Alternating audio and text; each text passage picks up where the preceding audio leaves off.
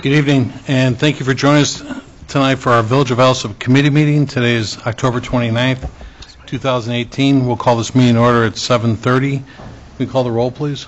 Yes. Trustee McGreal? Here. Trustee Dalzell? Here.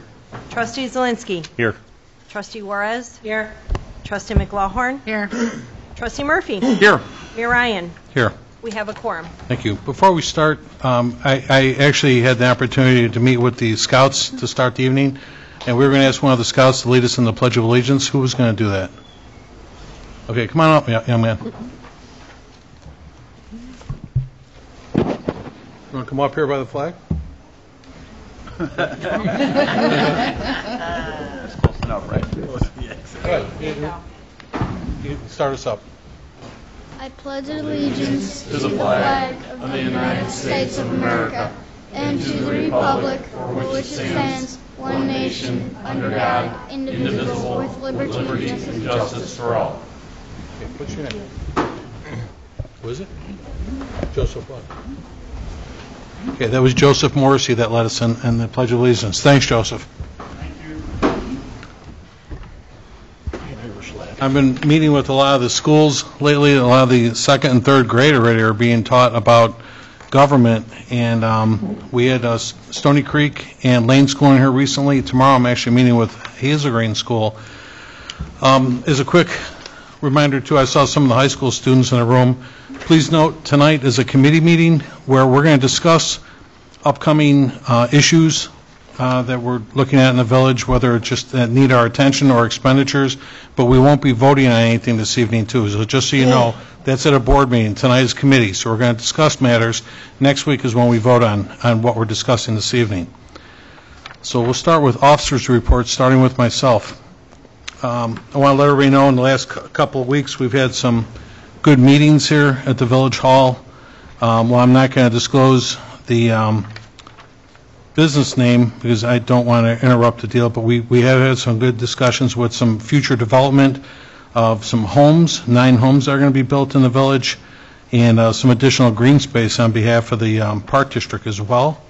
Also, a week before last, I attended the Illinois Shopping Center Convention deal-making showdown at Navy Pier. Myself and Chris Mannheim and Roger Hopkins, we had some good meetings down there, and we've got some prospective businesses interested in some of the parcels of property that we have both on Pulaski, where the old car wash used to be, as well as we've got about two businesses interested in possibly new hotels on 127th Street. So we look forward to more meetings with them. Everyone, please keep in mind the, give me 1 second here, I've got this. That, what else do I have here? Board, I want to keep everybody aware. I know, Trustee Zielinski, you reminded me recently, too. A few months back, probably 4, 5, 6 months ago, the board approved, we agreed to create a liquor license should a business get built at 119th and Cicero. We did have some meetings last week. That is going to be built. There will be a restaurant built 119th and Cicero and the southwest corner, like that empty lot where that car wash used to be years ago. So there's going to be a new business going in there. Once the business, obviously, they came in to speak to my assistant Becky recently, and we're kind of getting a little ahead of the gun, but we reminded them, you need a business, you need a business license and so forth before any liquor license get created.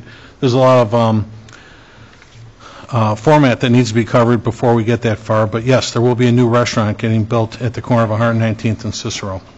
Also, it was our pleasure about a week and a half or so ago when we did that ribbon cutting over at Love to Play at 111th and Cicero. Great business, 25,000 square feet of children. I shouldn't just say kids, children, but kids very small to a little bit older. They've got a section actually in the back, like where you could park about 4 semi-trucks. That would be like a loading dock, and a great area where they almost have something that would replicate like what you'd see on Ninja Warrior, where they've got rings and a half pipe to run up and whatnot. Great spot for kids and so forth. When you walk in, you actually check your shoes at the door, and the whole place is a rubber floor. So it makes it kind of interesting. They actually have socks there for if you don't have socks on yet, too.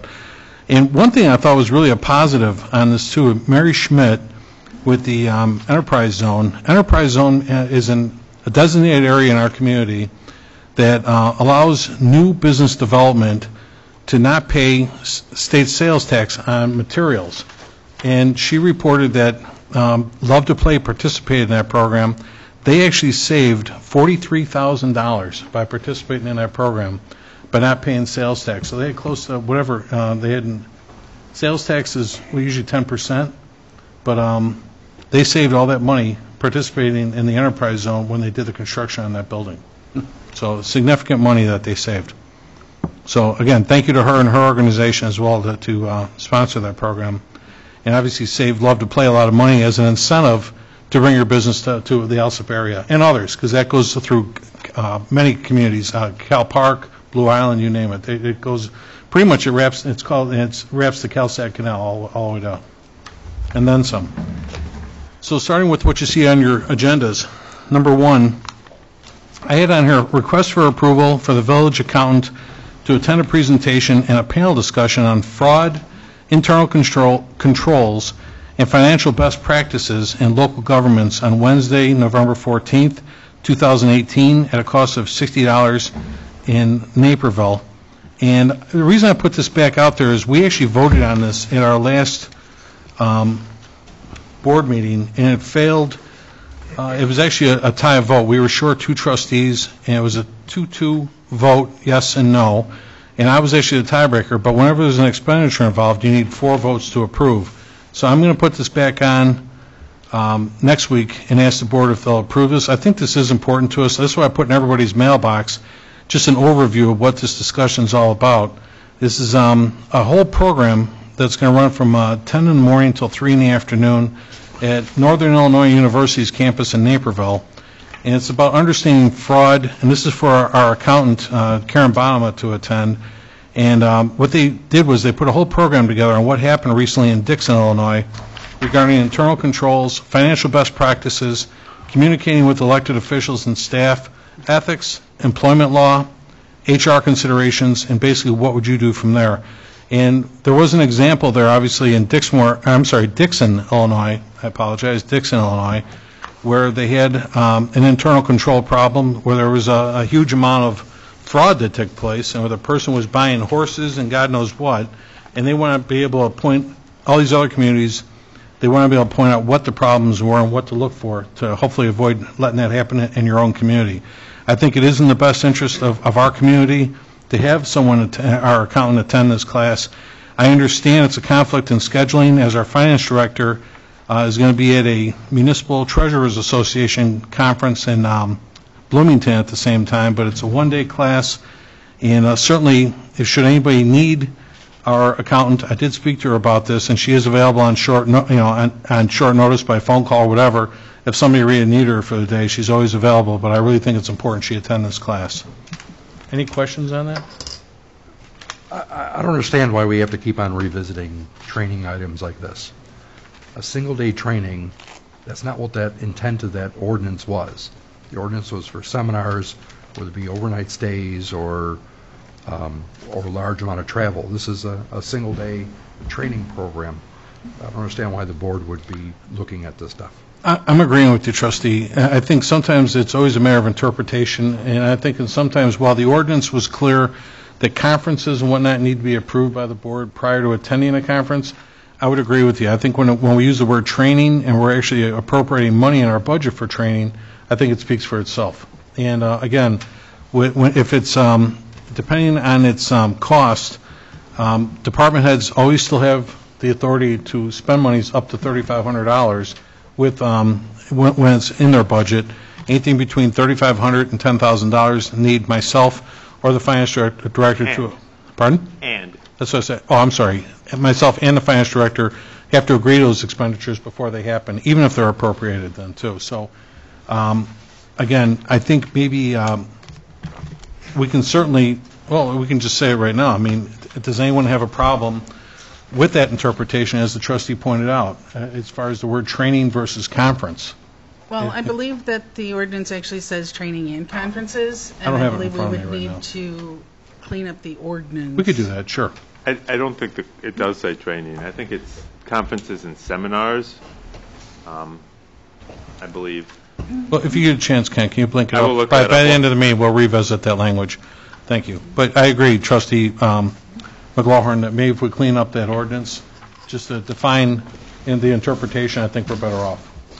Yeah, I mean, I know the police department, that they had often scheduled training programs. I'm certain that the fire department does as well. Yes. As well as the other departments, and it just doesn't make sense, especially for a single-day training program, or even a few days, versus traveling back and forth, that the department directors wouldn't themselves authorize the training and that be done. I think, too, and again, we always want to trust our department heads. That's the reason we make them department heads, is that they're qualifying these as well. And I do see these on my desk. They get my opinion on a lot of these, too. But we certainly trust our department heads, as we do. The fire chief is with us this evening, to look out for our best interests. And you know you've got a budget for these conferences at the same time then, too, Chief, right? So, point taken. Well, we'll take a look at that ordinance, and if it needs to be cleaned up, then we'll certainly do so. We'll bring it back to the board to amend.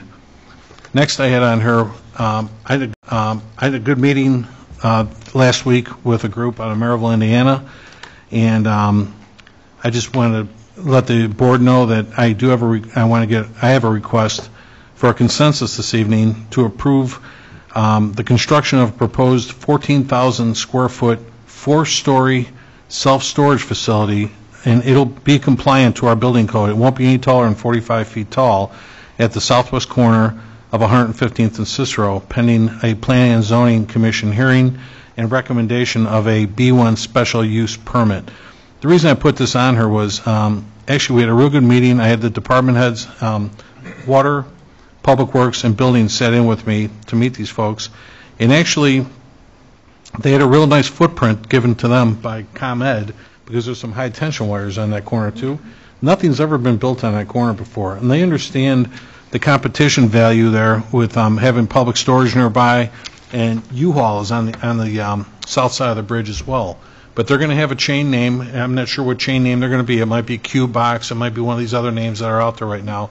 But they want to build a facility. And basically, I wanted to just double-check with the board here real quick. Well, I'm going to refer them to the Plan and Zoning Commission for, like I said, the special use permit. Did anyone have any questions about this project before we send them that way? One of the things that specifically throughout the entire planning and zoning ordinance book is the restriction of 3 stories. The 45 feet is to allow for the roof peak and or attic on the 3-story building. It's 3 stories or 45 feet. That's how the ordinance reads. Well, I understand, but throughout the entire ordinance book, it is 3 stories. And again, the intention on the 45 feet is to allow for the roof peak above the 3 stories. But Because that is why cap at maximum 3 height. stories? Pardon? Why cap at 3 stories?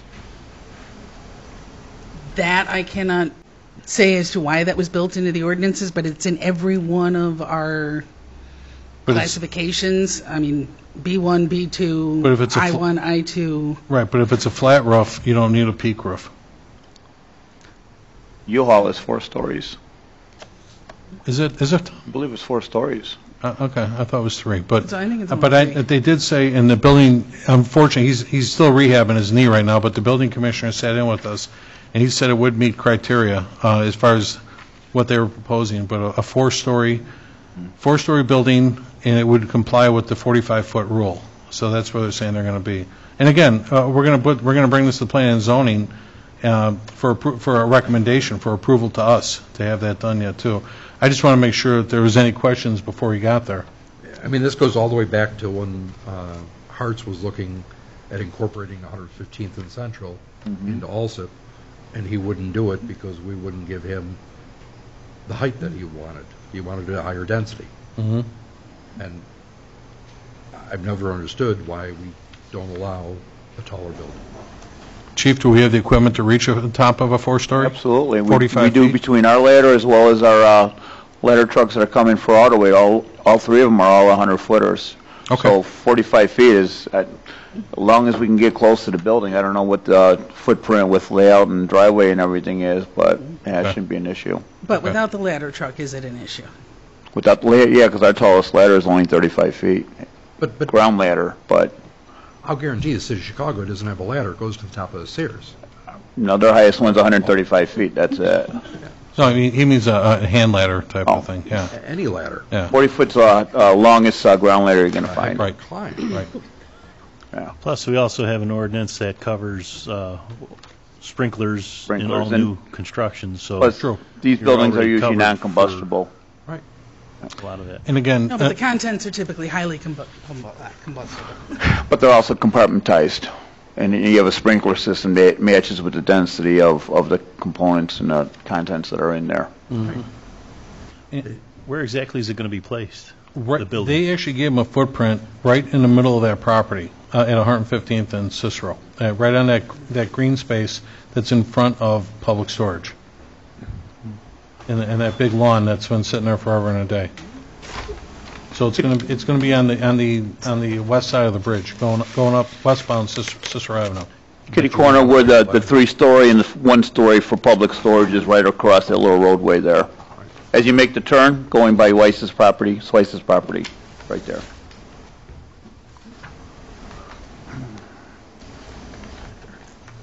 And that's going to be the kind of footprint there too, because you have to avoid the high tension wires and that stuff.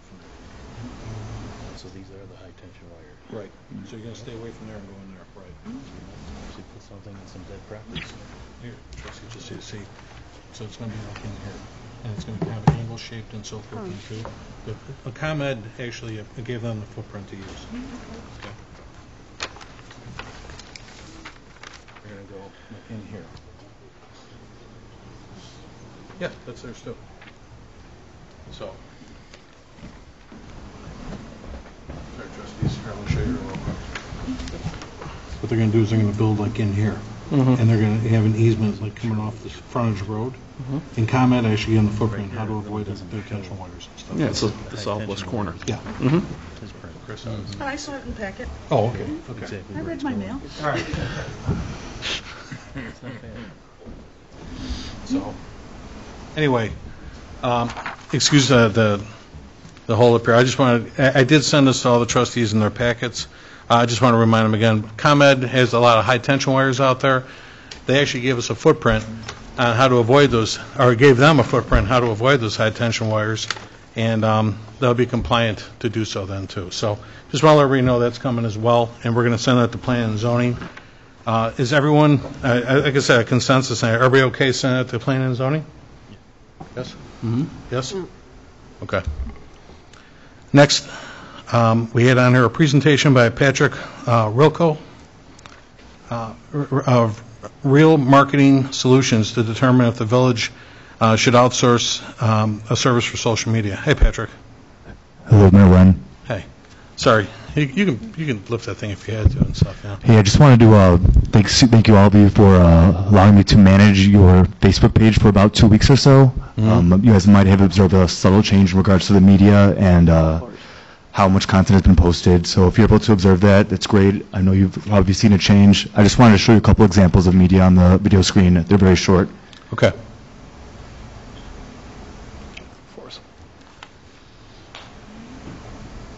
This is an overview of the town, just of the basic buildings. You know, hey, Patrick, if you want, you can kind of turn it more flat just so the rest of the audience, nobody gets, can everybody see that? Hey, That would look good above my fireplace. there you go.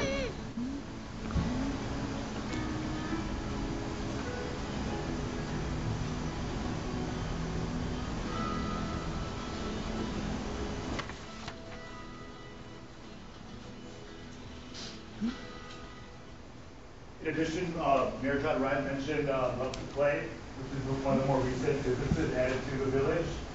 In addition to posting about it and,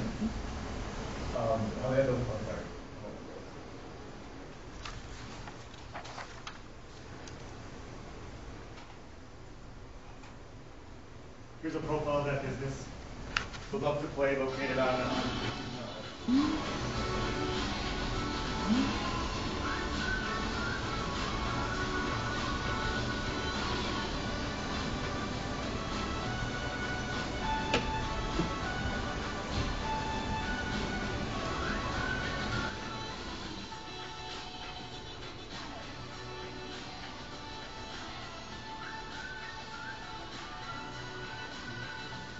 Our new training place. So those are pieces of content that were used on Facebook recently, just to highlight the goings on. Just short promotional flyers about my business. Thank you. Thank you. Yes, Pat. Thank you.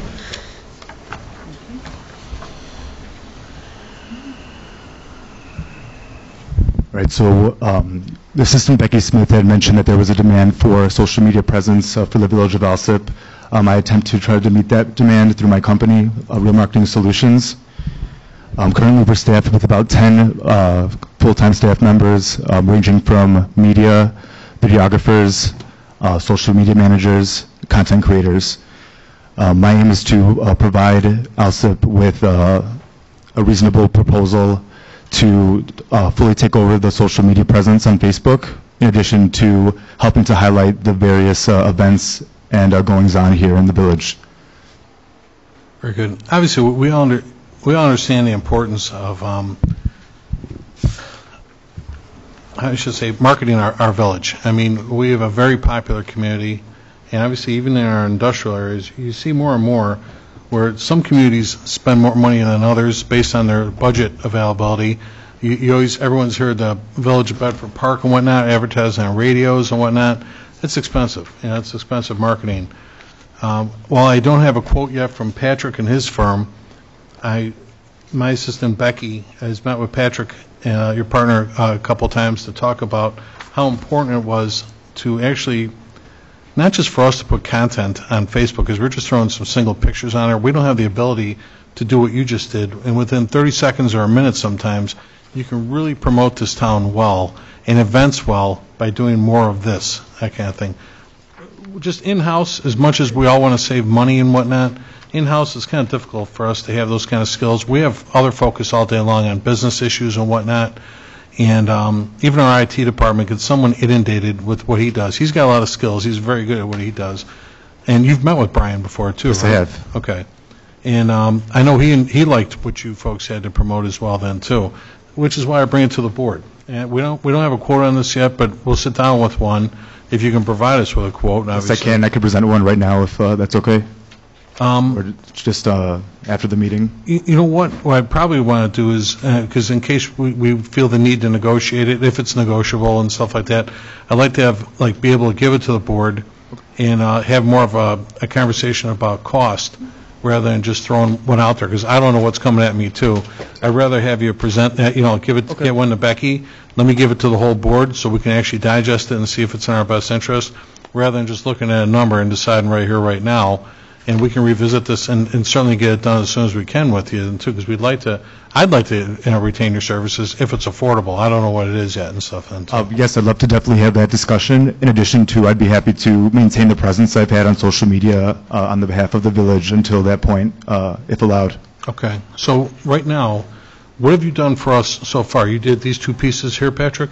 Yes, so I received the media, and as you saw, it was more of a slideshow. I received that media from Becky, and then I was able to formulate that into the promotional video, which received a heavy amount of engagement and shares from the community. How much attention was brought to this? How many people viewed that?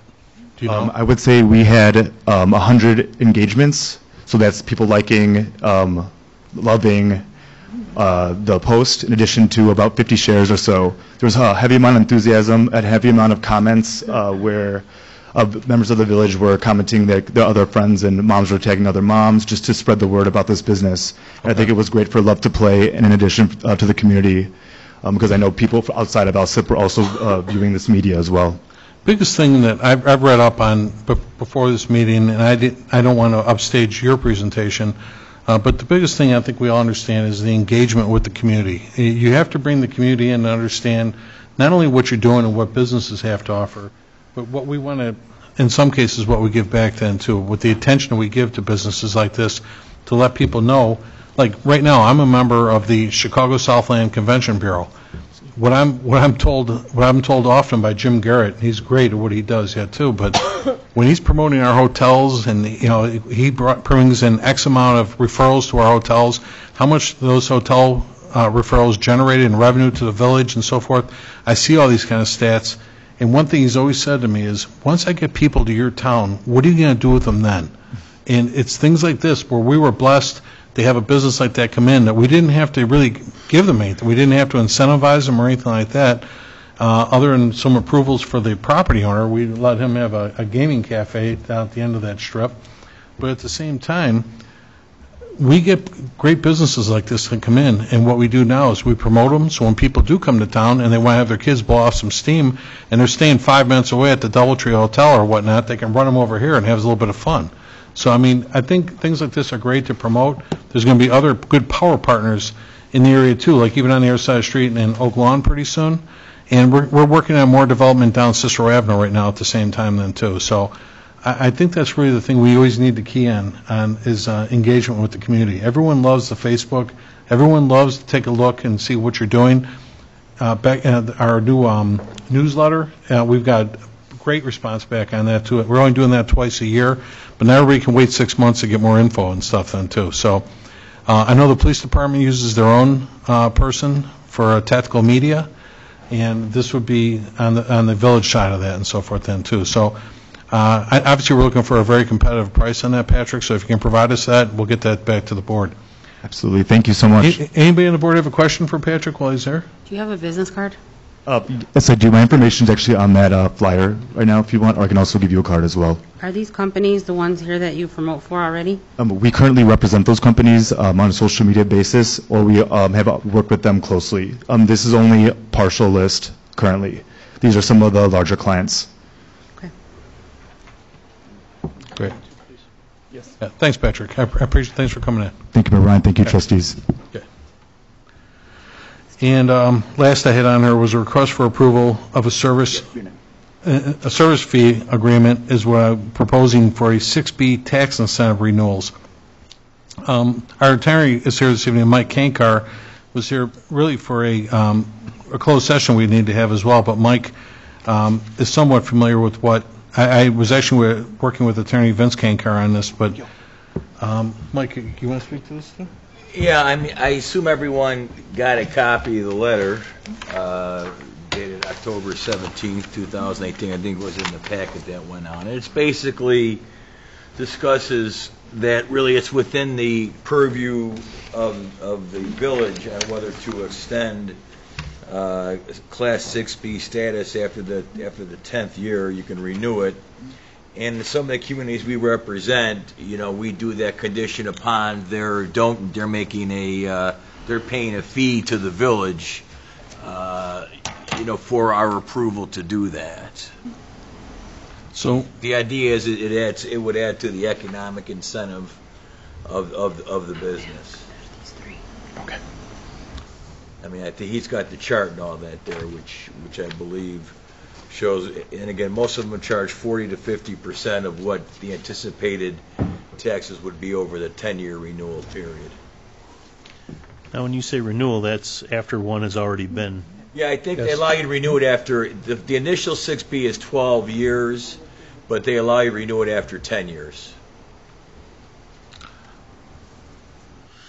You know what, Mike, I just noticed, I thought I copied this whole thing back to the board.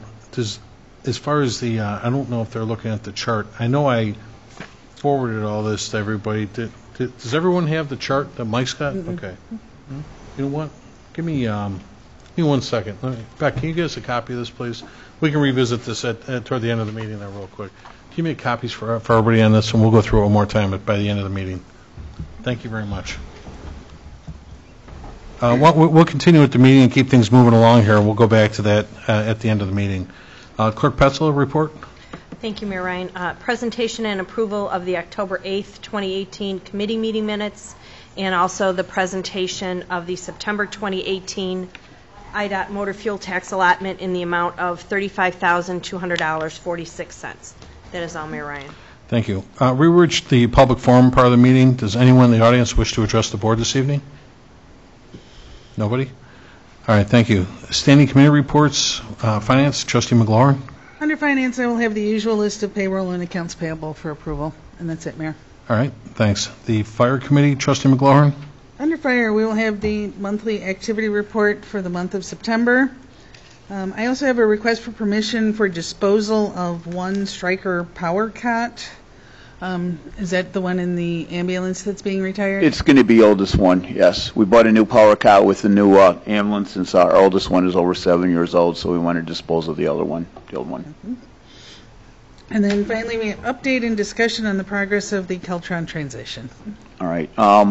I sent a letter to the mayor that I want to send out to the businesses. I don't know if you had a chance to forward it to the trustees, Mayor. I did not. At time, my day kept getting crazier, but I'll be sure to have it to them tomorrow. It just pretty much goes over with the intent of what we're amending the ordinance to. I believe all of you had a copy of that, where we're looking to go with it.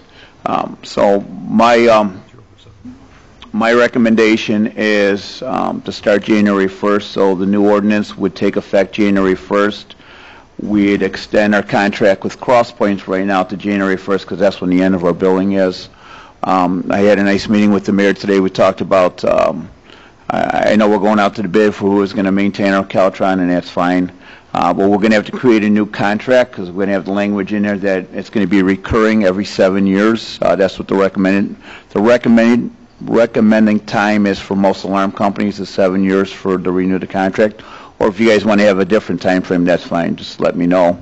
But we're also going to have the language in there for termination for the people who don't pay us, and we don't have to keep going after them. So eliminate part of our headaches as well.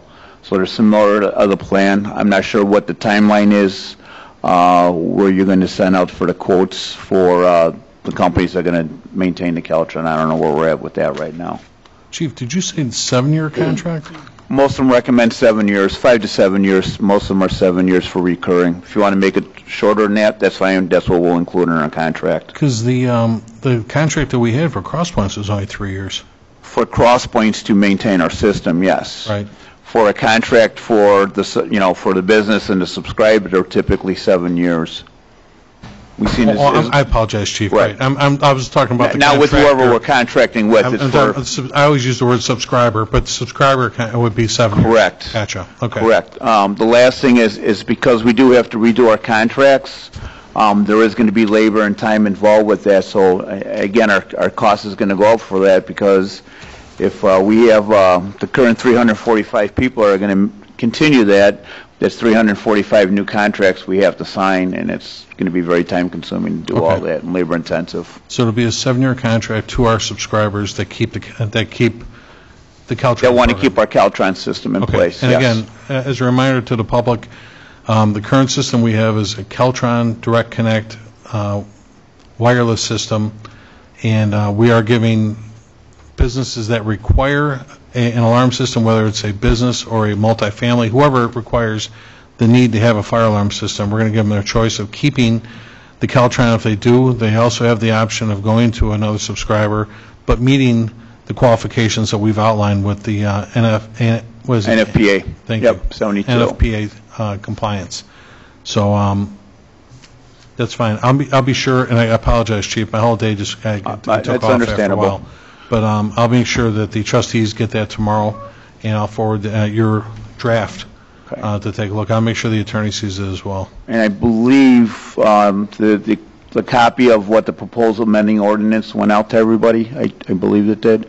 Yes. So again, that's something we need to vote on also. And that's what we talked about several weeks ago. So we're getting close. We got to start moving to get everything in place by January 1st, if everybody agrees with that time frame. And we did authorize at the last meeting going out to bid or quotes for new service providers. Correct. So if Crosspoints comes in as the low. Right. That's what I don't know is who's creating the language for that. How are we doing that for that? Who's taking care of that part of it, putting out to bid? We should be able to, okay. Well, obviously we'll have to put that in the hands of the attorney to draft. Actually, we don't need an attorney to draft to go out to bid. No. But what we're looking for in criteria, we can certainly defer to our old contract from that too. Okay. It's the same premise, right? Right. Just we got to get that language out, and we got to send it out for bids, and so again, we're looking at time-wise to be able to do that. Right. Also, Becky, I'm sorry, I forgot to tell you earlier today. The chief and I were talking. While we did give a verbal notice that we were not, per our meeting back in September, that we were not going to renew our contract in November 26th with Crosspoints, we want to send a registered letter to make sure, just confirming our conversation, that they're well aware of it. They've had meetings after the fact, so they know, but let's put it in writing. So let's get a registered letter over to them right away then, too, okay? I will, if you want, I'll work with Erica in the clerk's office and Clerk Petzo for the language for bid, I guess, if you want me to take care of that also. I don't know who's going to do it. I don't know if that was ever discussed, who was going to submit the language for that. Okay, so we did approve going out to bid for it, so it's just a matter of just approving the language. And getting it out. Well, we'll do both. I'll run it through, make sure it looks clear, and we'll have the clerk's office post it accordingly then, too. Okay? Because obviously, it's only going to go to Keltron authorized dealers anyway. Correct. So Correct. it's not like we're going to a big market. We're going to grab some names. We can even call the manufacturer and get the names Right, from them. and I have that access. I have that access to the manufacturer, also our local rep for Caltron, so I can get the names from whoever the contractors are. As far as the clerk's office helping putting the bid form together, I believe that is solely your responsibility, Chief. I mean, we don't know what you're looking for. Makes two of us. All the other department heads put their own bid packages together, so Okay. we're more than happy to post it or send it to the That's all I was talking, is newspapers. just mailing it or whatever, but, I'm sorry, I'm Yeah. not a fire prevention person. so, Okay, we'll figure out Yeah. language to make it up, I guess. Sorry, Skeet. That's fine. that's fine. Trustees, any other questions? How many fires have you had at your house? 0. Then you are a fire prevention expert. You're doing good. In the house, I think we've got 3. All right, next, thank you very much. Thank you. Next, we have the police report. Trustee McGraw. I have a request for approval to send one officer to security assessment from law enforcement personnel to be utilized by the Crime Prevention Unit to conduct risk and safety assessments for our business community at a cost of $675. This was on the committee, or it was on the board agenda yeah. 2 weeks ago. Yeah, we And- tabled it. Yes, because we needed more information. I agreed that we needed more information, and we did get it now in our packet. So additionally, we know that that is a seminar that's co-sponsored by the Palatine Police Department and American Crime Prevention Institute. It's going to be held on November 26th to 30 of 2018 at the Palatine Police Department that's in Palatine, Illinois. This $675 includes the registration fee and resource materials, and the participant, if he completes the program, would receive a certification plaque. It does not include travel, lodging, or other expenses. Can we just make sure he takes a pool car? Pardon me? He said, can we just make sure he takes a pool car for the transportation? Yeah, we've got Otherwise- two. We've got two here. He can do But I'm that. saying, otherwise, Sure. on a daily round trip, that's 400 miles of travel back and forth, which would be excessive in terms of mileage reimbursement, so. Right, and I'm not sure, because the chief and the deputy chief aren't here, but that must come out of what fund that comes out of for them? Yeah, he's identified, and on the cover sheet that I threw in everybody's mailbox, Deputy Chief Schultz signed off on this. He said, okay, initial SS, and sent to, Sent to the chief. yes. So they both approve this. They'll identify a line item and pay for it. So those are training funds that come out of the department's budget? Right. Okay. Is there any other questions on that one? If not, the second item I have is presentation of the September 2018 monthly activity report, and that's all that I have. All right, thanks. The Public Work and Boat Launch, Trustee Juarez. I have a request to advertise for proposals for the Alsip 2018 MWRD INI clearing and televising. And I have a few pieces of information from Mike Frater. First, I would like to inform you that Strata Construction will begin work for the removal and replacement of sidewalk squares at various locations within the village starting Thursday, November 1st, 2018. Approximately 400 sidewalk squares have been identified as hazardous and marked for replacement under this year's program. This project is expected to be complete by November 30th, 2018, weather permitting. Please feel free to contact Mike Frater if you should have any concerns. Also, I would like to inform you that the Alsip boat launch will be closing November 1st, 2018, for the winter season. An inspection of the docks and facility will be done and repairs made if necessary. Also, I want to thank James Hardy and Vic Volpe for their commitment and dedicated service as attendants to the boat launch during the 2018 season. They ensure the facility and operation of the launch are at peak performance. Their efforts are truly appreciated. The boat launch will reopen on April 1st, 2019. And then I have another letter from Mike Frater. I want to acknowledge, and this is from Mike to his employees. I want to acknowledge and express my sincerest appreciation of the work performed by my staff of the Public Works Department. They have worked on many projects this past summer while continuing to provide core services to our residents and businesses. The Village of Alsip is a large community, and the responsibilities of our department continue to grow. The efforts and dedication given by my staff each day is to ensure that our community is proud to call Alsip their home. I am proud and thankful for the great job done by this department. I am going to read his employees' names. Clerk Petzel, please behind me. I know I'm going to mess them up. Greg Vandal, Dave DeWolf, Keith Moeller, Mike Sanders, Bob Machance, Jason Kubicki,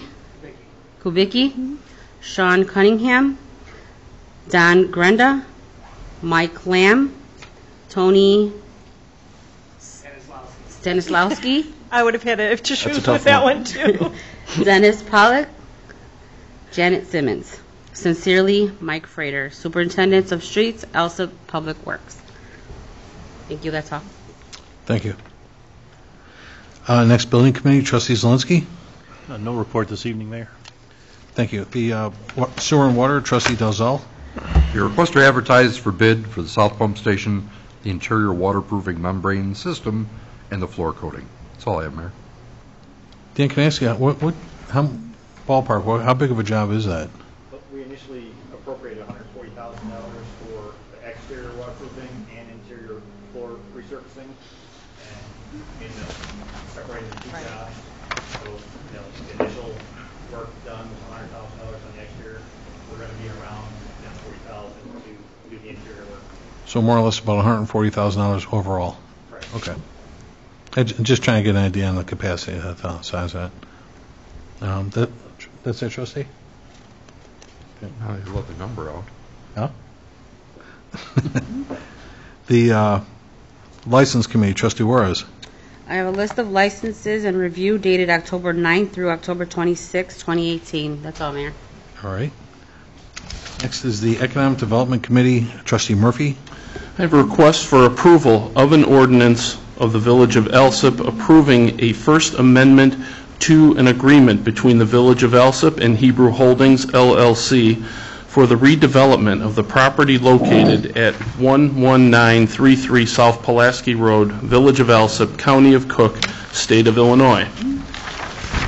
And number two, I have discussion of the First Amendment to an agreement between the Village of Alsip and Hebrew Holdings, LLC, for the redevelopment of property located at 11933 South Pulaski Road, Village of Alsip, County of Cook, State of Illinois.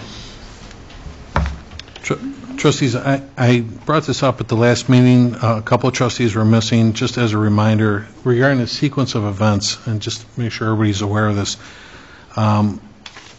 when we originally agreed on a cost that we could afford regarding the TIF loan that we're going to give Hebrew Holdings to remodel the building at 11933 South Pulaski, that was based on his credit worthiness. After we determined that number, he had to go out and get a loan for the difference in the work that he had to do, which is why that conversation came up a few weeks ago, like, why are we looking at this now? And because, again, sometimes we've been doing so many of these, sometimes it gets a little confusing. So Dr. Vaught went out and got a loan for the difference in cost to do the work that he wants to get done. And then we approved an RDA, we approved a redevelopment agreement with the doctor as far as payment comes in, too, with a schedule. And because his monies came later than what his first agreed date was upon, Chris, this is why we're asking for an extension, right? That's right. Okay. So nothing's changed, it's still the original agreement? Still the original agreement, and trustee Murphy, you have copies of the letter we received from the bank. Okay. SBA guarantee loan. Okay. And then I saw also today that Joe Kankar, Attorney Kankar, he oversaw the submittals for the, I'm sorry, I'm drawing a blank here. Which company was that again that he? That was with official cuts. Official Cuts, right. And that building really does look great. Right, and also the doctor and his general contractor, his new general contractor to move the Okay. with the CalSec. He has a plan for enterprise zone benefits. Thank you. Okay. Specified in the RDA. Okay, so really, in short, while there's a lot of language here, this is really nothing more than just an extension to our original agreement with the doctor. Correct. Okay. 8 months. 8 months. That's right. Yeah. And you're saying 8 months since we approved the last one, is what you're saying, yeah. That's right. But we did get that today. Okay. So, So he has the enterprise zone application which has been submitted, and everything's sent us copies of that. He's got his bank loan now. That's been approved. And I believe he has all the contractors approved too now, according to Roger Williams. okay. Yeah, things are falling into place for him. Okay. Trustees, any questions on this? None? All right, thank you, Chris. Planning and Zoning Committee, Trustee Zelinski? No report this evening. All right. The Special Committee reports, Village Properties, Trustee McGlawhorn. No report this evening, Mayor. All right. Insurance Committee, Trustee McGrill. I'm going to have Shanae give us an update under insurance.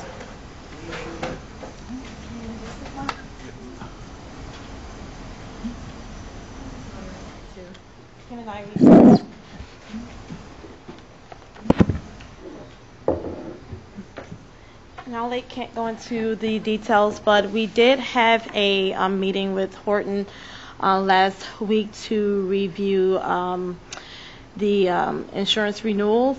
They actually did get back to us today with a final, I guess, a spreadsheet with the numbers that you want to go through. Yeah, so we met with Mike Wojak, who most of you have met with before. We have a new client rep. His name's Aldo Valencia. We met with both of them to go over the rates. The dental and the vision are going to be the same rates as last year. We're in the multi-year contract, so that's good news. The life insurance, which isn't something that the employees pay, but the village does, is also going to be the same rates. And the good news is the health insurance rates are going to be a 3% increase, which is much less than what we've been seeing in the past. We've been seeing double-digit increases, at least on the village side.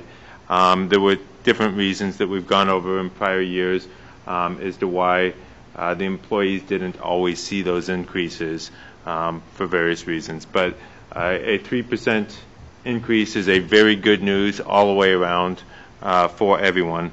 The village also has always tried to keep up with the Blue Cross Blue Shield mid-market.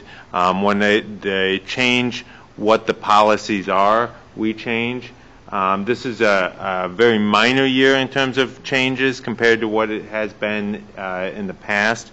But I have the wording here so I don't get it wrong, but all fully insured plans adopted what they call the performance formulary or preferred drug. So there is a small change in the drug, but it's not anywhere near as large of a change as there's been in the past. Again, Blue Cross Blue Shield is normally trying to tweak their plans each year for their mid-markets. So not only is the changes in the plan going to affect hopefully minimal or nobody, but it may affect a few people. But the rates are a good rate for the first time in a long time. We have a health actuary.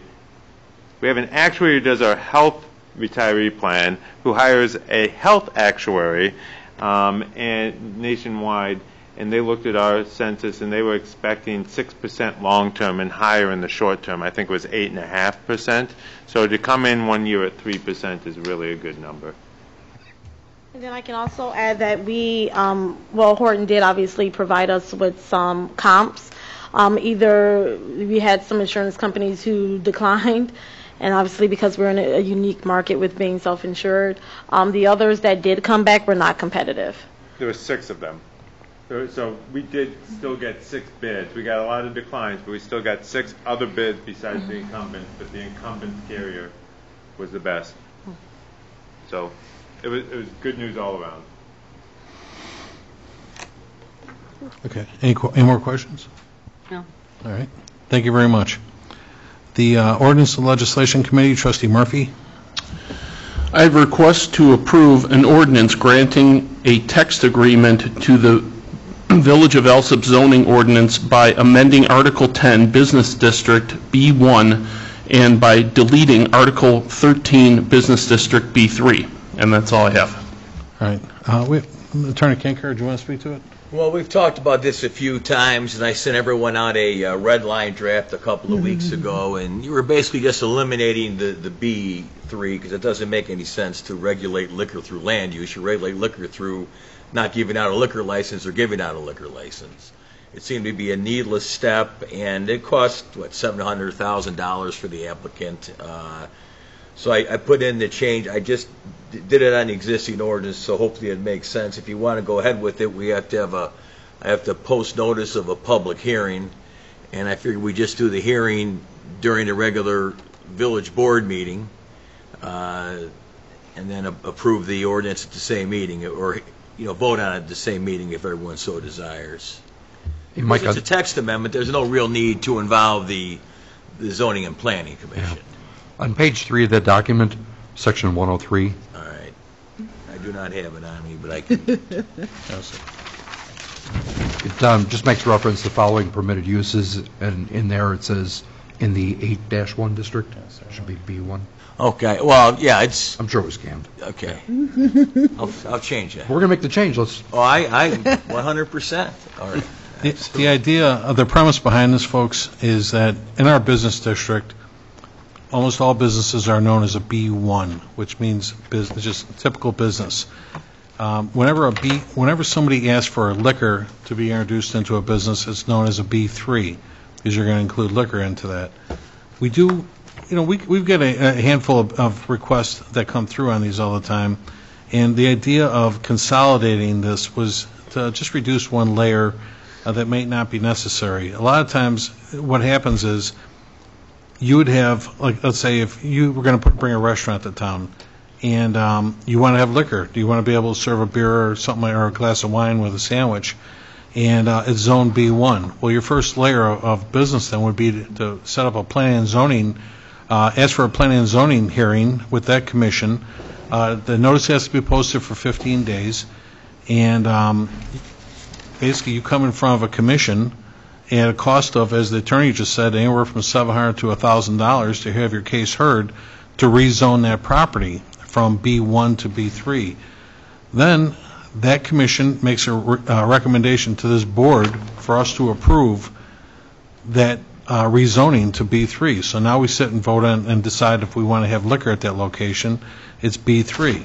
Now the applicant has to go back and fill out now they're going to request liquor at that location. So now they're going to go back and ask my office for an application.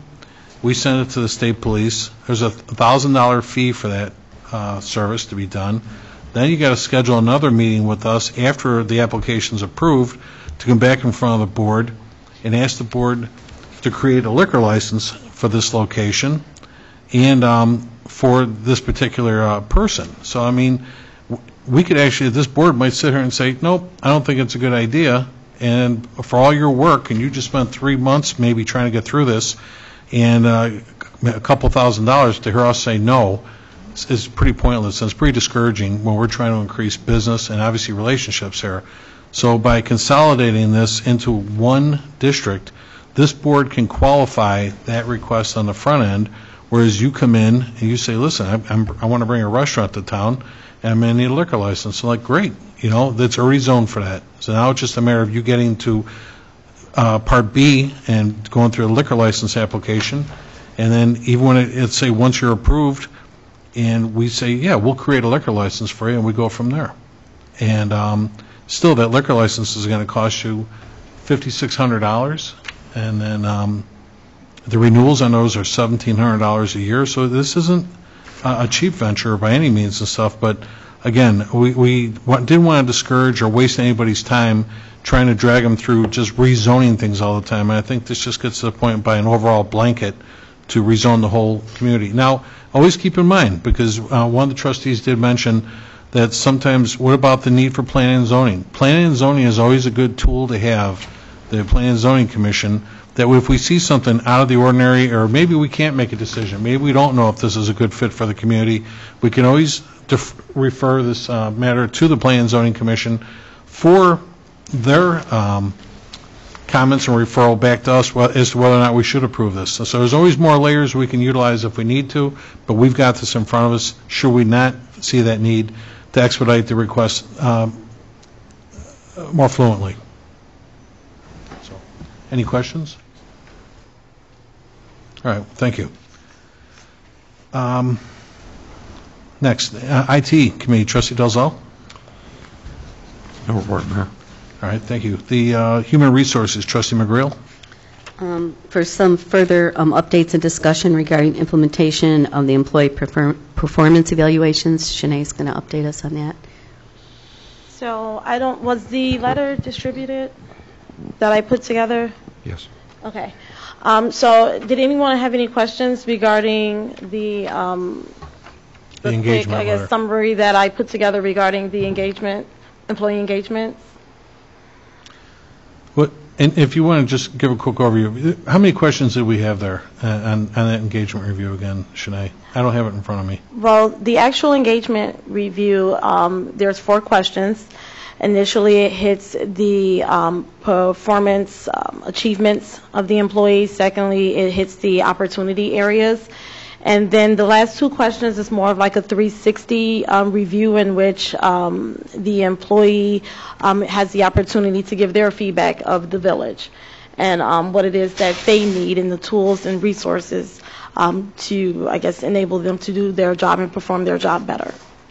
So as I stated, we are in a unique situation where the village employees have not been subjected to performance reviews in the past. And so I did think that it was needed to really bring forth an alternative rather than just pushing forth the performance evaluations right now. I think the employee engagement is a good starter tool for that because it starts the conversation with employees being able to have that one-on-one with their managers. It still gets the same goal. It accomplished the same goal as far as being able to document performance, document opportunity areas. It still provides a signed documentation for their employee records. It still also it gives them the opportunity to follow up, and we're creating a routine. So I think this is something good to start with now. If we want to reevaluate this process maybe 6 months or a year from now and we want to move to more traditional performance evaluations, I think that would be fine as well. But I do think we need a happy medium. I actually liked Shanae's engagement procedure with just keeping it, as you said, the village, some departments, as Trustee Dalzell pointed out years ago, the police department conducted performance reviews, but at large, no one else has. I'm just a little over a year in office here, and I felt it important because even as a trustee, I used to complain all the time whether it was promotions or compensation, whatever, I always thought it was important to have some criteria to work with, and the previous administration didn't have that to give us and so forth. So I want to make that available. I did present something to Shanae that was more of a traditional, but something I got that was a municipal performance review, but as you and I talked, we felt this was more of an engaging draft that we can actually just start a conversation with the employees based on maybe 4 ideas for goals, et cetera, and we have a little more than what we used to have, rather than just crashing into a full-blown review. Yes. Okay, so. I agree. I think you've done a wonderful job, to initiate this process, because it's new and it's, to introduce it to people that aren't used to it, and we do need to have that implemented. And I will definitely go through the process with the department heads as far as showing them how we should use this tool to make sure that we're getting the most from it. Mm-hmm. Okay. Very good. I think one of the biggest things, though, is that, if we really want to get this thing going, it's not optional. No, it's not. I mean, Right. But, we make sure it's not that they can use the tool, it's that they must use the tool and, Right. get this ball rolling. I think it's important, too, because once you create this platform, it allows the employee to take the next step. You have something to base their performance off of. If they want to go to a different department, or they want to seek education to get to the next step and ultimately further their career and make more money. And that's everybody's goal, right? So rather than to have nothing, these performance, they're essential. So I agree. great job. Yeah. And secondly, Shanae and I had wanted to remind everybody about the wellness screenings. But I Oh, see yes, it's- I'm sorry. Don't have the times in front of me. But I see that it's coming up under Trustee Murphy's. But under HR, you've done a lot of work with that, with the health and wellness screenings, and they're going to be taking place in the boardroom. Would you mind if I read it? Go ahead. Trustee Murphy? Go ahead. On November 6th from 8 to 11, and November 8th from 6 a.m. to 9 a.m., and November 9th from 5 p.m. to 7 p.m. And they're asking everyone to sign up. Yes, and all sign-up forms, the enrollment guide has been emailed out to all of the employees. They've been emailed out to retirees as well. I didn't see the partners. Somebody mentioned, do we have to fast before those things again, too? Yes, of I make course. the comfortable choice of Want like your lab 10:30 in results the to be morning. correct. I didn't think that went through at all, so, it just, So I'm look sorry. at that. I should have jumped on that thing a little bit sooner and stuff, but whatever, I could miss a meal. I'm sorry, Shanae, so the health and wellness screening, that is just for village employees, correct? That is not for, the And- village as a whole? And No, it's for village employees and retirees Of who are village on employees. the Okay. covered plan. Okay, so it's not like when Walgreens does a health screening or anything like that? Okay. and spouses that are covered under the Yes. plan with the employee. Thank you, Shanae. Thanks much. Next, we have the Traffic Safety Committee, Trustee Dalzell. I'm sorry. My bad. Right Trustee Murphy, over. I didn't want to skip you there. Health and Pollution, Trustee. Man, terrible. I know. In addition to the health and wellness, just a reminder, it is again coming to the end of Breast Cancer Month, and Walgreens is still taking donations on behalf of Susan G. Coleman. If you want to go there and make a donation. Would you like to speak anything to that? And I'll just jump right on that. And ladies, remember, you do not need a doctor's order in order to go get your screening. You can call the testing facility directly and say, hey, I need to get an exam, and you are not required to have that doctor's order. It speeds the process up drastically. I would have no knowledge of any of that. I have way too much. All right. All right. And that's all I have. Thank you. Trustees, any presentations, petitions, or communications? I do want to share, I've got one, I just want to let everybody know, too, when we talk about 6B, tax incentives and whatnot, there's one known as a 6B SER, that's the Special Emergency Relief. A lot of times this is for businesses that already are established but might be finding it difficult to stay in business because of local competition and whatnot, and in order to stay competitive, they'll ask us to assist with a frozen tax for a number of years, too. They can only do it once, there's no renewal. We do currently have one application, and Becky and I, we're working on one right now, and this whole program is going to sunset at November 30th, 2018. It's no longer going to be available, so I just want to let everybody know that program is going away. So we used to look at a whole slew of these different types of applications, and that one's going to go away. The other thing, before I touch on this last item real quick, was we had a request by a resident who wants to get a mini pig as a pet. And apparently, these are, Becky was telling me, these things are what? Like, they're real clean animals, and they're so on and so forth. They're like dogs, and it's better, but we do have an ordinance that says keeping certain animals are prohibited, and it shall be unlawful to keep any live swine, meaning pigs, horses, ponies, mules, donkeys, cows, calves, and sheep, or goats and lambs in the village.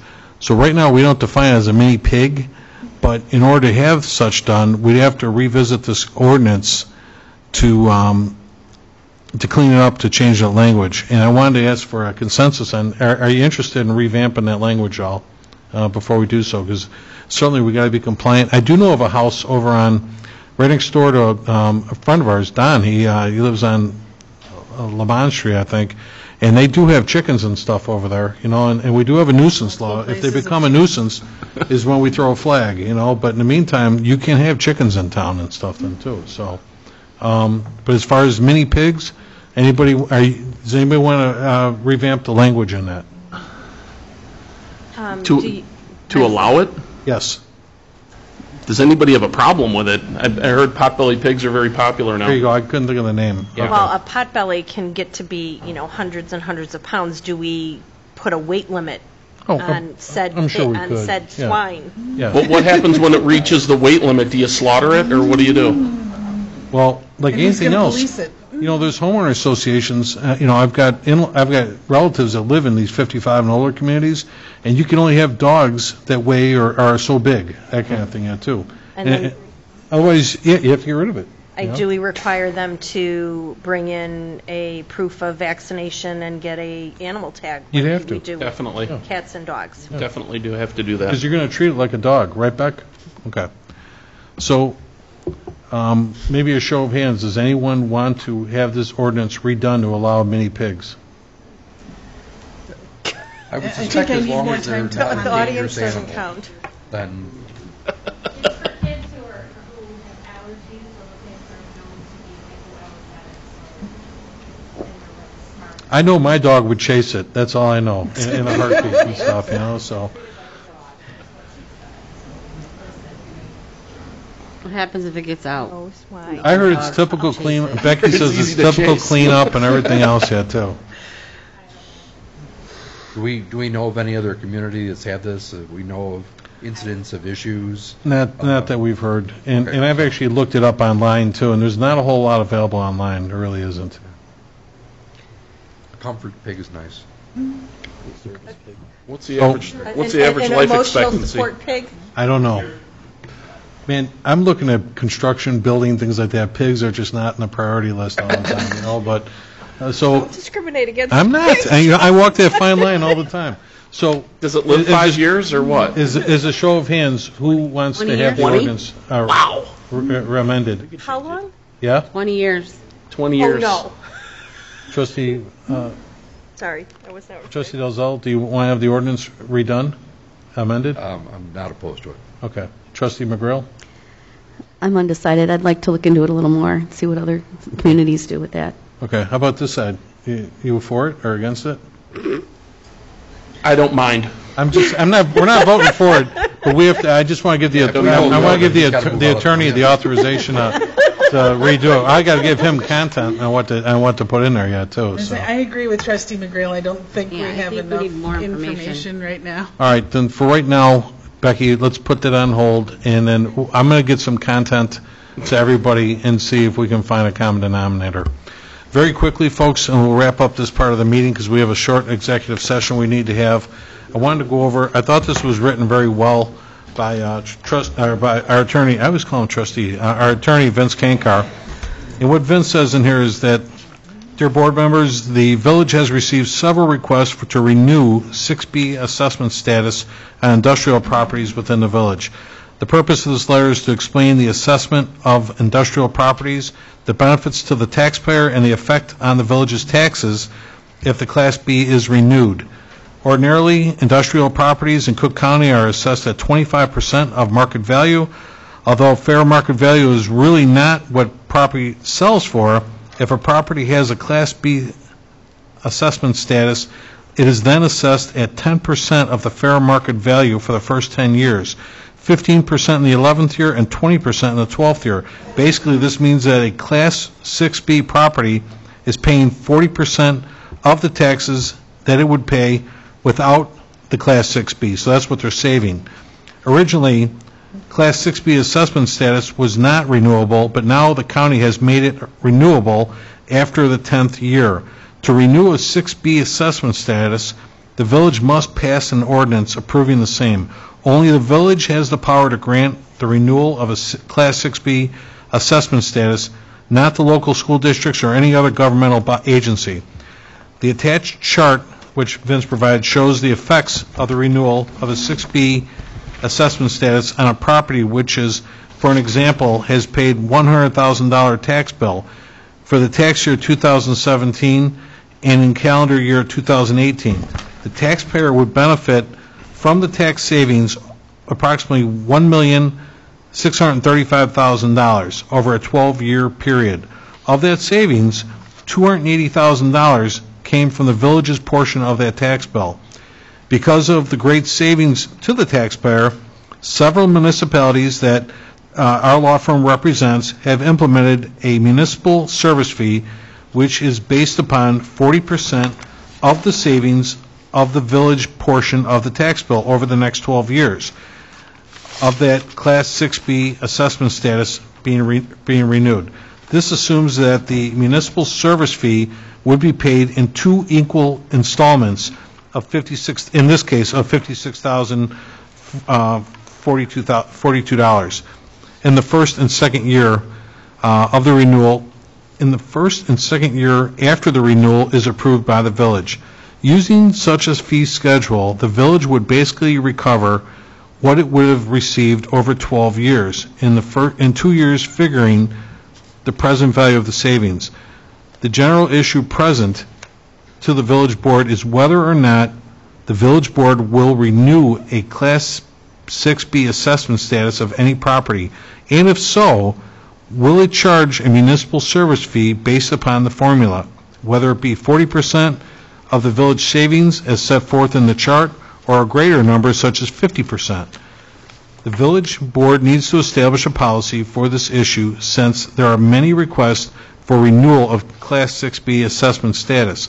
Once the policy is approved, then the 6B renewal request can be handled administratively and include the preparation of two ordinances for the village board's approval. The first ordinance would authorize a municipal service fee agreement. The second ordinance would authorize the renewal of the 6B assessment status. Basically, a policy would then allow for the uniform consideration of all such requests and a uniform municipal service fee being implemented. Should there be any questions, feel free to call Vince Kankar. And he did put together a chart. I wanted to kind of give an example of something I was looking at recently, which is I've discussed. I think I was talking with Trustee Zelinski about this not too long ago. Say we have a building in town, and over 400,000 square feet, and I've got a property owner saying, if you don't renew, we've already given him one 6B, and he says, if you don't renew my 6B again, I'm going to leave. And I said, well, I'm hoping that won't happen, but he thinks because of the savings that are involved that maybe he can't sustain those added costs. Now, we just went 12 years freezing those taxes as we just outlined, where he saved considerable monies. Now, if we renew that status, let's just say roughly on a 400,000 square foot parcel, he might save $3.7 million over the next 12 years. We are only getting 17% of those taxes to begin with, as on the village side of life, which our problems aren't whatever else's problems are. That's where we're at. But if we're going to take, and such as this service fee is suggesting, if we're asking for 40% of those savings, basically based on what we would have got, that's what we're asking for over 2 years. We're asking for 40% of what we would have got in savings. And that's why Vince gave the example of the one of, giving you 2 years to make installment fees on this thing then too. We've got bills to pay like everybody else, but we're getting a much smaller piece of pie. And we're just looking out for the interest of helping both. We're helping our taxpayers as well as helping that business at the same time.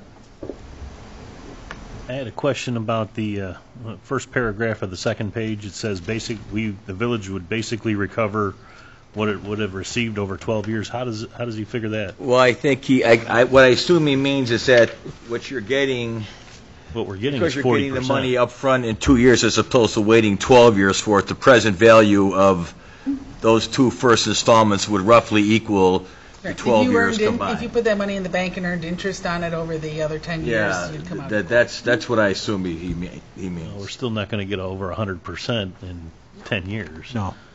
I don't care what bank you're putting it in. But we want to do something to help both parts. We want to help the existing industry person keep his business here in the village.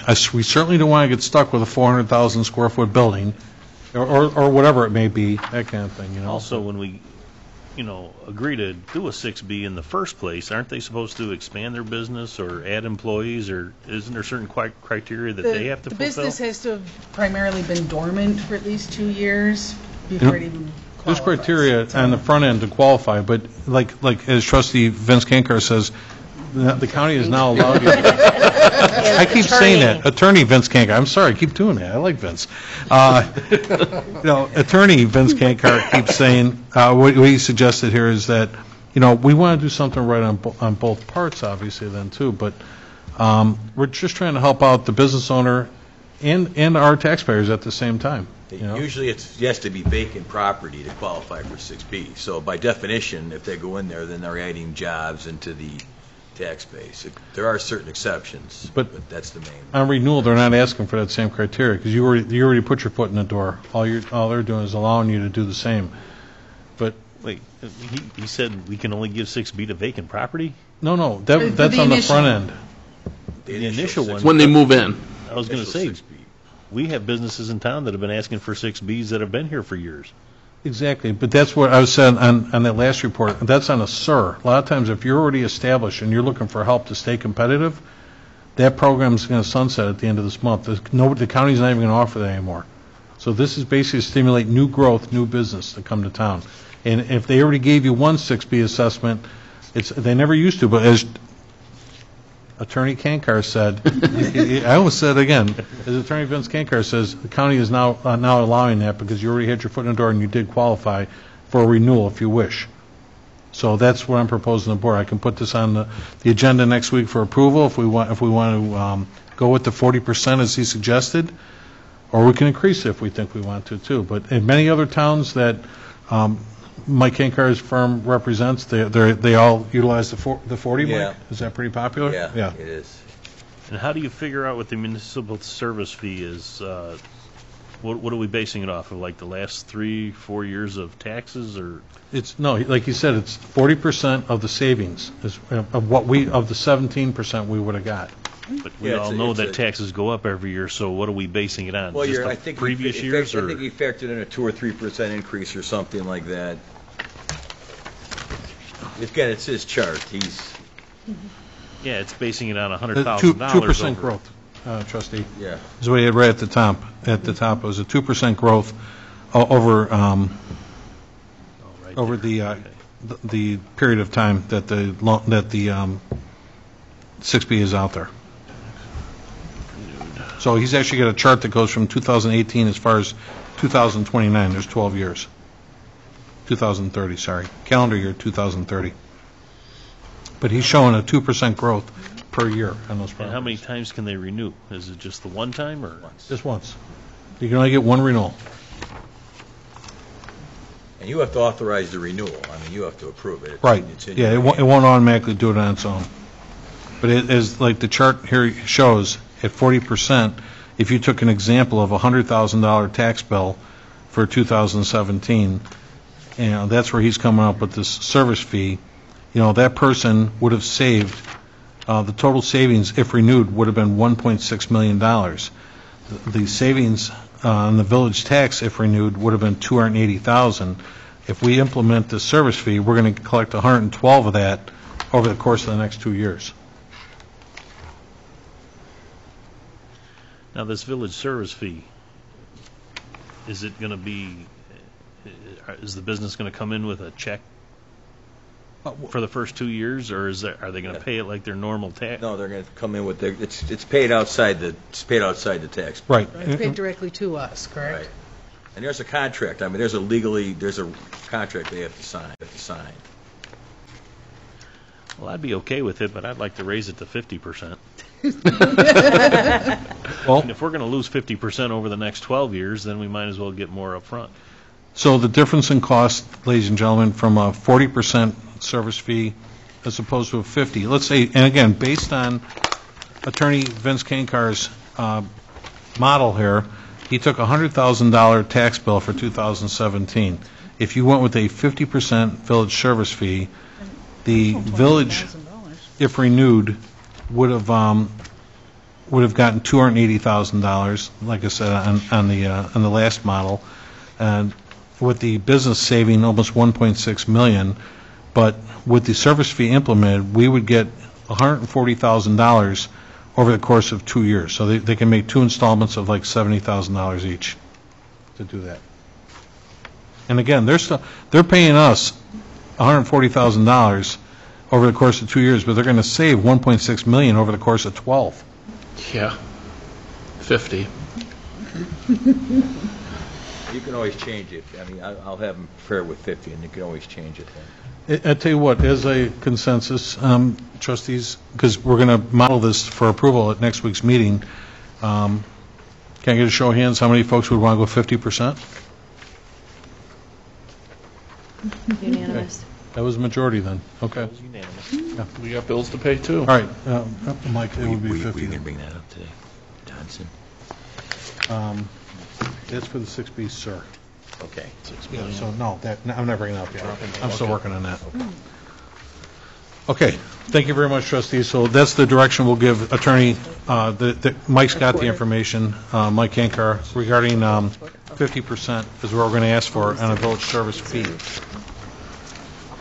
Next, I need to, we're going to adjourn to I'm sorry, any unfinished business? Yes, before we go to executive session, we'll go back to trustee Dalzell's question. The ordinance is 15.5-42 in terms of seminars and conferences, and per the ordinance, prior approval must be given employees by the department head and the village board to the extent permitted by current budget restraints. The village will provide each full-time employee with assistance for job-related schooling, and allowable expenses include tuition, seminar fees, textbooks, lab fees. There's also a second section here, an employee upon committee recommendation and board approval may attend a professional organizations conference or meeting during any fiscal year. But again, both clearly state upon board approval. Routine training. I mean, my belief is we should change that ordinance because routine training, it's crazy this board would manage that minutia. That's what you have department heads for. That's kind of where I was going. I mean, we can agree to change the ordinance, but for now, this is the ordinance that's in place. I get it. And that's why I think that's where I want to clean up the interpretation of which, because sometimes, which I can understand everybody's feelings, if they felt we were light-staffed and this and that, that's still operations, and I want to make sure that that doesn't step in the way of everyone's responsibilities. That's my job as far as allocating personnel, much like the police or public work or anybody else, if they want to have somebody attend something. But more importantly is the idea, like trustees brought up, was let's clean up that language to actually say whether or not it's routine training or if it's a conference. And I think that's what defines our interpretation. So we're not putting every $5 and $10 item on here. And again, department heads can decide what's best for their department then too. If it's an operation thing, I still have to qualify whether or not I want my guys to go or your departments as well for public works, water, and so forth. So all departments, fire, and police, and so forth. So yeah, no problem, trustee. Great point, and we'll look into that then too. Any new business, trustees? I would just like to say one thing to Mike Prater. Thank you very much for acknowledging your department like that. I think that was recognizing them. That was wonderful, and we feel the same way about you also. I did just want to remind everybody that early voting is going on at Village Hall. Tomorrow through Friday, it's 9 a.m. to 7 p.m. Saturday is 9 to 5. Sunday is 10 to 4. And early voting still will take place on Monday, November 5th from 9 to 5. Regular election is next week, Tuesday. Go to your normal polling places, but come vote early, don't vote often here at Village Hall. Right. I need to request an executive, closed session. I need to request to enter into a closed session to discuss the employment, appointment, compensation, discipline, performance, or dismissal of specific employees of the public body or legal counsel for the public body, including hearing testimony lodged against an employee of the public body or against legal counsel for the public body to determine its validity pursuant to 5 ILCS 120/2, Chapter 1. Can I get a motion, please, in a second? Mayor, can I ask, are you adjourning to go into closed session? I apologize. I started to say that. We're going to adjourn to closed session, and certainly, again, it's a committee meeting. We're not voting anything this evening, but we'll finish in closed session. Need a motion and a A second, motion and a please. second. Second.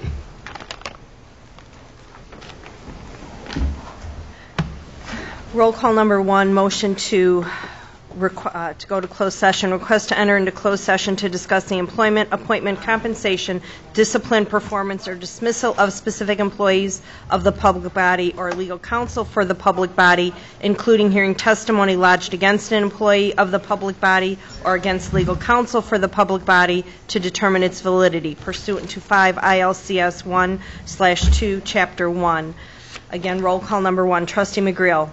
Yes. Trustee Dalzell. Yes. Trustee Zelinski. Yes. Trustee Juarez. Yes. Trustee McLaughlin. Yes. Trustee Murphy. Yes. Motion carries to adjourn to closed session at 8:55 p.m. Hey, FYI, I get information that comes across my desk every day. I forgot to mention this. When they talk about stolen cars all over the United States, they had a list of every car that's been stolen, how many cars are stolen per state. Chicago had over 24,000 cars stolen last year, and Milwaukee was second to them. What's the most popular car stolen in Milwaukee and Chicago is the Dodge Caravan. Don't know why, but it's a Dodge Caravan. Minivans? You know? Earlier I dropped a note to Roger Hopkins. Which one? Asking him if he's heard from Howard about the parking lot.